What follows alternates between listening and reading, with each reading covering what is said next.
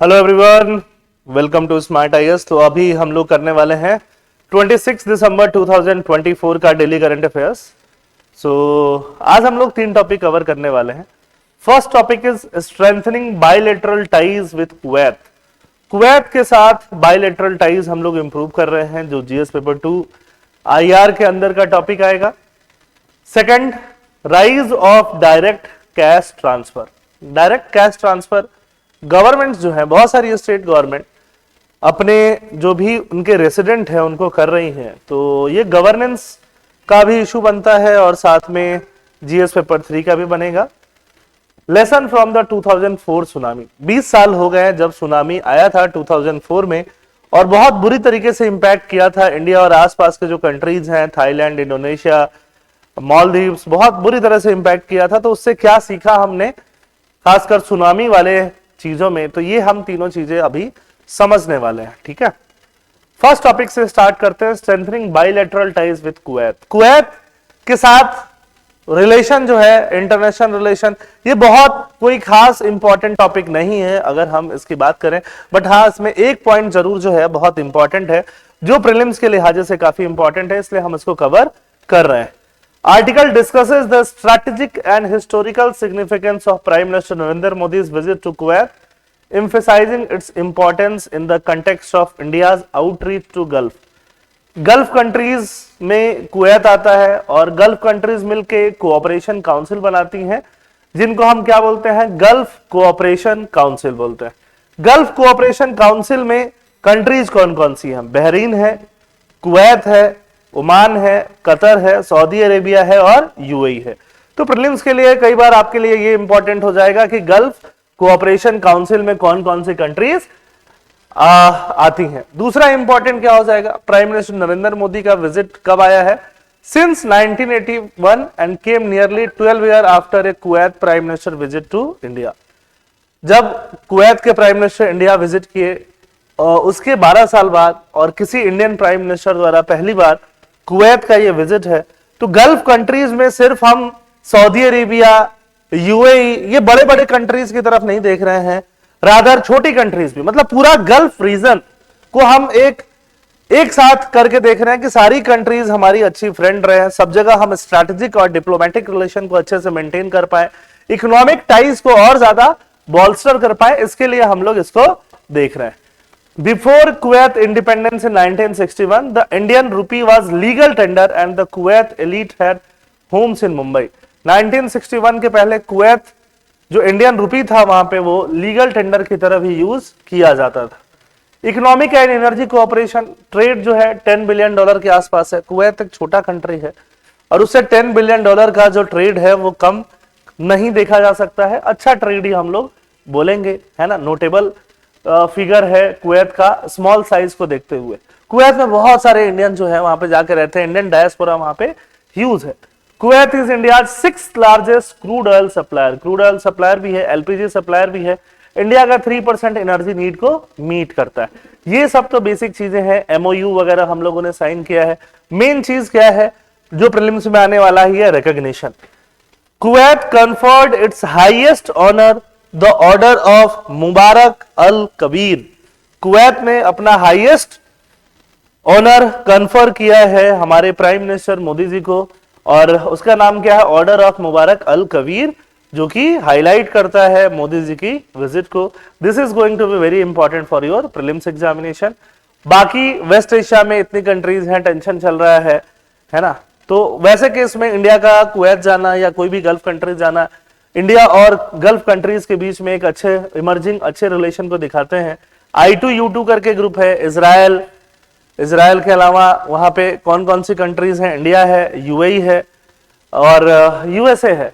ऐसे इनिशिएटिव भी gulf countries के साथ इंडिया ले चुका है। IMEC, India middle east economic corridor, IMEC भी चल रहा है। तो ये सबको स्ट्रेंथन करने का एक तरीका है। India middle east Europe economic corridor was signed at G20 summit in new Delhi.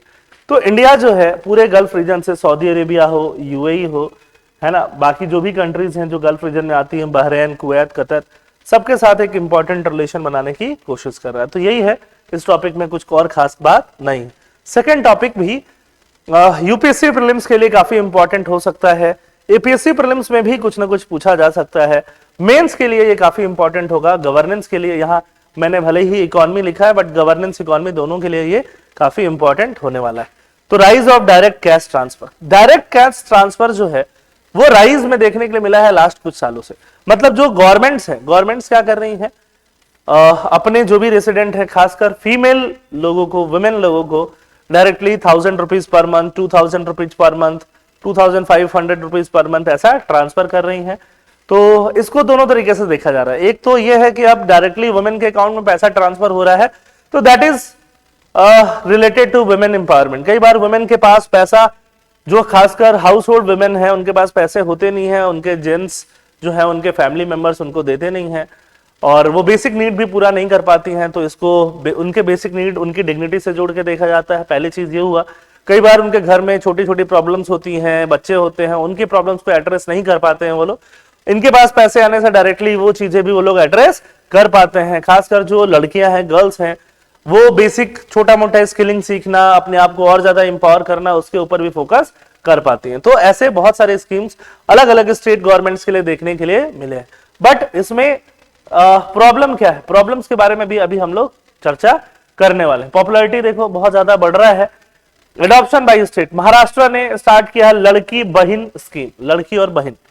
Madhya Pradesh ने लाडली बहना, तमिलनाडु ने कलाइंगर, मगलिर, उरीमई थोगई। तो ऑब्वियसली मेरा प्रोनाउंसिएशन बहुत बेटर नहीं है तमिल लैंग्वेज का।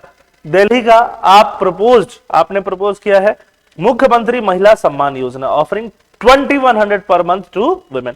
और ये सब कुछ वुमेन के लिए ही है, वुमेन को पर मंथ कुछ पैसे देने के बारे में ही ये सारी बातें हो रही है। कैश ट्रांसफर के वुमेन के क्या बेनिफिट है, एम्पावरमेंट है ना, अनपेड डोमेस्टिक वर्क को रिकॉग्नाइज करना, बेनिफिशियरीज में इसका पॉपुलैरिटीज बहुत है, वुमेन इसको बहुत लाइक कर रही हैं। बट लिमिटेशन क्या है, अगर कैश में पैसा दिया जा रहा है तो obviously not a substitute for comprehensive welfare. अगर किसी को 1500, 2000, 1000 महीने का मिल रहा है तो उससे उसका एजुकेशन बहुत अच्छा हो जाएगा, उसकी गारंटी नहीं है। वहां हेल्थ बहुत अच्छा हो जाएगा, उसकी गारंटी नहीं है। वहां रोड बहुत अच्छे हो जाएंगे, उसकी गारंटी भी नहीं है।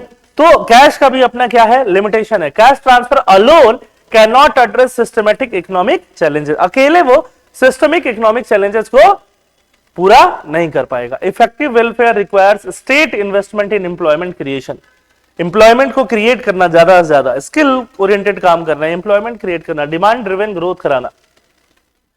महाराष्ट्र की बात करें तो वहां पे इकोनॉमिक ग्रोथ में और जॉब क्रिएशन में स्टैग्नेशन देखने के लिए मिल रहा है। रीजनल एंड इकोनॉमिक इनइक्वालिटीज देखने के लिए मिल रहा है, जबकि इंडस्ट्रियलाइज्ड है महाराष्ट्र काफी। मध्य प्रदेश तो पूरा स्टेट में भी आता है, वहां पे भी इकोनॉमिक डाइवर्सिटी कम है और एम्प्लॉयमेंट अपॉर्चुनिटी जो है वो कम है। पॉलिटिकल पार्टीज के लिए चैलेंजेस क्या है, क्योंकि कई बार अगर कैश ट्रांसफर स्कीम है तो थोड़ा सा उसको रेवड़ी कल्चर या फिर फ्रीबीज से भी जोड़ के देखा जाने लगता है कि शॉर्ट टर्म गेन इलेक्शन में जीतने के लिए गवर्नमेंट ऐसा काम कर रही है। आप चेंजिंग फोकस, आम आदमी पार्टी जो एजुकेशन, हेल्थ, इन सब में इन्वेस्ट करते हुए आई थी, उसका भी फोकस थोड़ा वुमेन को डायरेक्टली पैसे देने पे दिख रहा है। तो खैर, no nothing against the political party, whenever we are analysing any newspaper और current affairs for the perspective of examination, हमारा पॉइंट ऑफ व्यू रहता है हम दोनों चीजों को समझे। The need for a balanced approach, populism के बियॉन्ड जाके पॉलिसी में इनोवेशन लाने की जरूरत है। Government must prioritise long term strategies to create sustainable development. हाँ, कैश ट्रांसफर शॉर्ट टर्म में जरूर, कई बार अगर 5 इयर्स के लिए देख रहे हैं कि 5 ईयर प्रोग्राम चला के बंद कर देना है, तो शॉर्ट टर्म के लिए कई बार वुमेन एम्पावरमेंट को बहुत अच्छा प्रमोट कर सकते हैं। Lesson from the 2004 tsunami, tsunami से हमें क्या लेसन देखने के लिए मिलता है, डिजास्टर मैनेजमेंट, एनवायरमेंट, है ना। सुनामी 2004 में आया था, 20 साल हो गए, 20 साल से हमें क्या लेसन देखने के लिए मिल रहा है। तो यहाँ पे ये आर्टिकल जो है इंडिया, श्रीलंका, थाईलैंड और अदर कंट्रीज का भी एग्जांपल लेता है कि उस समय जब सुनामी आया तो बाकी कंट्रीज में क्या देखने के लिए मिला। A global disaster affecting multiple countries offer 6 critical lesson for disaster preparedness, response and long term recovery. Long term recovery के लिए, डिजास्टर के से प्रिपेयर्ड रहने के लिए और रेस्पॉन्स कैसा होना चाहिए उसके लिए 6 टाइप का लेसन देता है। पहला, role of mangroves and natural ecosystem. जहां जहां मैंग्रोव्स था, मैंग्रोव्स ये सॉल्टी वाटर ट्रीज जो होता है, मैंग्रोव्स एक तरह से नेचुरल बैरियर का काम किया सुनामी को लेके। मैंग्रोव्स एंड जो भी कोस्टल इकोसिस्टम है, कोस्टल ट्रीज हैं, वो एक नेचुरल बैरियर का काम किया। बट जहां कॉन्क्रीटाइजेशन हो चुका है, कॉन्क्रीटाइजेशन ने ऐसा काम नहीं किया। कॉन्क्रीटाइजेशन ने इनफैक्ट वल्नरेबिलिटी को, रिस्क को और ज्यादा बढ़ाया और नेचुरल इकोसिस्टम ने रिस्क को वहां पे घटाया। तो mangrove act as vital buffer against waves providing coastal protection. Coastal protection कौन देता है? Mangroves. Human cause destruction, mangroves have been extensively destroyed in countries like India. Shrimp farming करने के लिए मैंग्रोव काट दो, आज श्रिम्प फार्मिंग हो रही है। वुड एंड फ्यूल डिमांड के लिए भी मैंग्रोव काटे जा रहे हैं। टूरिज्म को डेवलप करने के लिए, वहां पे होटल्स बनाने के लिए, मोटेल्स बनाने के लिए, बीचेस के आसपास। तो ये यहाँ पे प्रॉब्लम देखने में आ रहा है। Second, privatisation of coastal areas and it's social impact. Coastal areas पे अगर प्राइवेटाइजेशन कर दिया जाएगा, मतलब होटल्स बना दिए जाएंगे, बीच के आसपास एमिनिटीज बहुत ज्यादा डेवलप कर दी जाएंगी, तो वहां पे और लोकल कम्युनिटीज को वहां से हटा दिया जाएगा, तो रिस्क वापस बढ़ जाता है। Beaches should remain public to prevent displacement of local communities. Local communities को वहां डिस्प्लेस नहीं किया जाना चाहिए। अगर हम थाईलैंड का केस स्टडी बोले तो 1980s 90 में प्राइवेटाइजेशन बहुत हुआ, लोकल्स को डिस्प्लेस किया गया, वहां पे होटल और लेजर डेवलपमेंट किया गया। Transition of labour to informal jobs, labour का ट्रांजिशन इनफॉर्मल जॉब में हुआ और सेक्स इंडस्ट्री जो है थाईलैंड में बढ़ी। Economic vulnerability due to the reliance on global market fluctuation. तो अब थाईलैंड डिपेंड किस पे है? थाईलैंड डिपेंड है टूरिज्म पे, और जब ग्लोबल मार्केट में डाउन होगा, लोग थाईलैंड जाएंगे नहीं, तो थाईलैंड भी अपने आप वल्नरेबल हो जाएगा। अदरवाइज लोकल कम्युनिटीज वहां पे सस्टेनेबली मैनेज कर रही थी।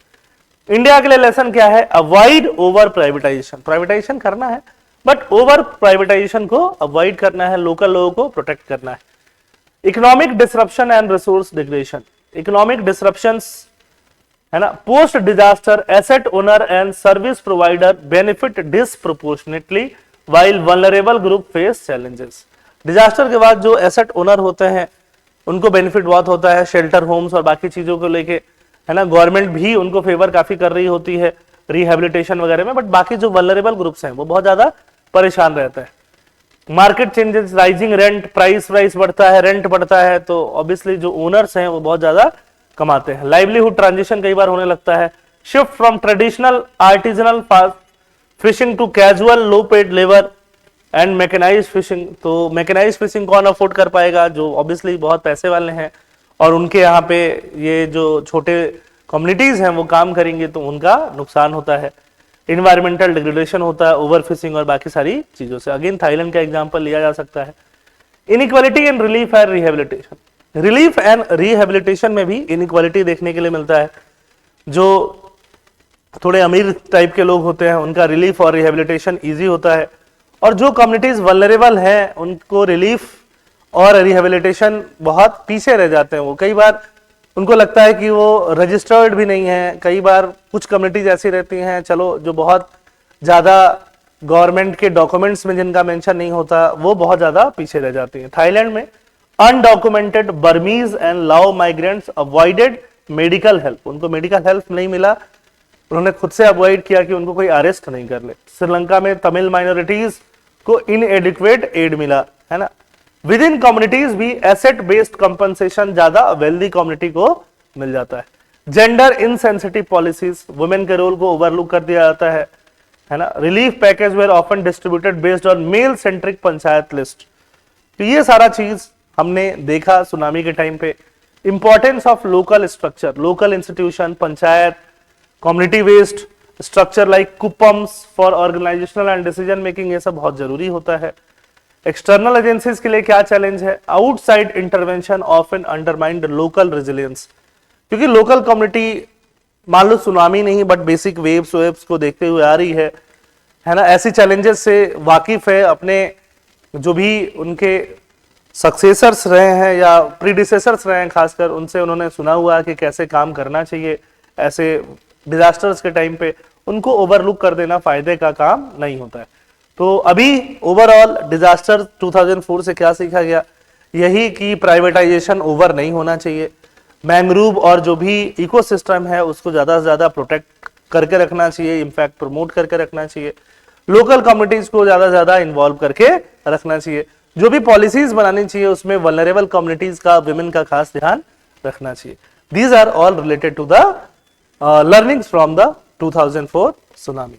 ठीक है, थैंक यू, जय हिंद।